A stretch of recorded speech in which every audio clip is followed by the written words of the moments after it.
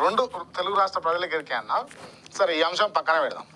లడ్డూలో కల్తీ జరిగింది, ఆవు కొవ్వు లేకపోతే పంది కొవ్వు అని చెప్పేసి చేప నూనె కలిపిర్రు అని చెప్పేసి. ఎవరు కలిపిర్రు? జరిగిందనే చెప్తాను నేను. ఎవరు కలిపిర్రు అంటున్నాను. మా అన్న ఆదేశాల మేరకు సుబ్బారెడ్డి, కరుణాకర్ రెడ్డి, ధర్మారెడ్డి, ఈ రెడ్లందరూ కలిసి వేశారు.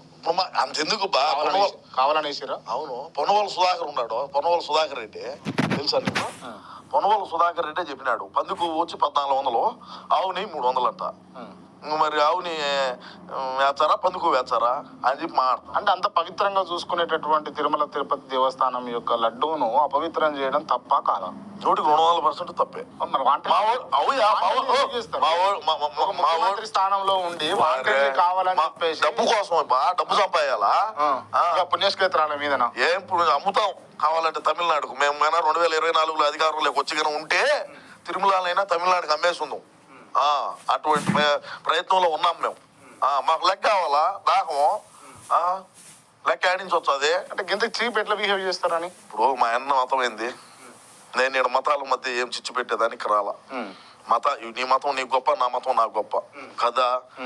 అదే విధంగా ఇప్పుడు జగనన్న ఒక క్రైస్తవుడు, అర్థమైందా? ప్రసాదం ఇచ్చినప్పుడు టిష్యూలో పెట్టినప్పుడే నీకు అర్థం కాలా దీంట్లో ఏదో కలిసి ఉండదని. అర్థమైంది నీకు?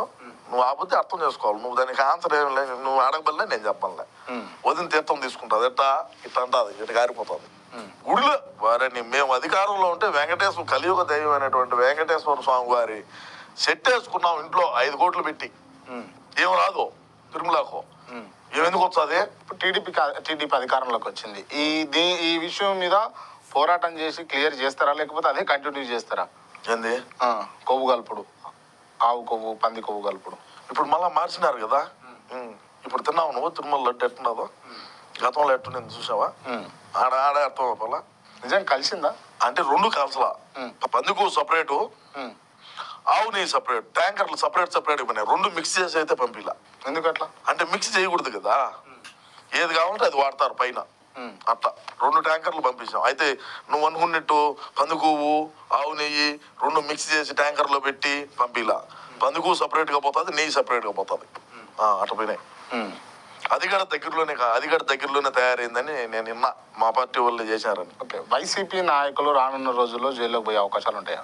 ఎవడైతే అవినీతి చేస్తుంటాడో, ఎవడైతే అక్రమాలు చేస్తుంటాడో, ఎవడైతే అతిగా ఉంటాడో చట్టం ఎవరికి చుట్టం కాదు అంటాడు చంద్రబాబు నాయుడు గారు. మరి ఇంకా ఆయన ఏం చేస్తాడో తెలియదు. మా అన్న లోపల వేయకుంటే చాలు స్వామి అని నేను రోజు మొక్కుతా. వేయకుంటే చాలు అని మొక్కుతావా? వేస్తే బాగుండాలి.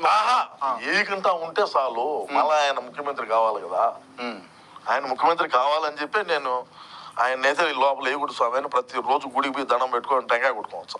ఓకే, అదే వేసాక ఇబ్బంది ఏమి లేదు. 16 నెలలు జైల్లో ఉన్నామంట. ఇంకేం ఇప్పుడు ఏమి వేసినా కూడా ఇబ్బంది లేదు.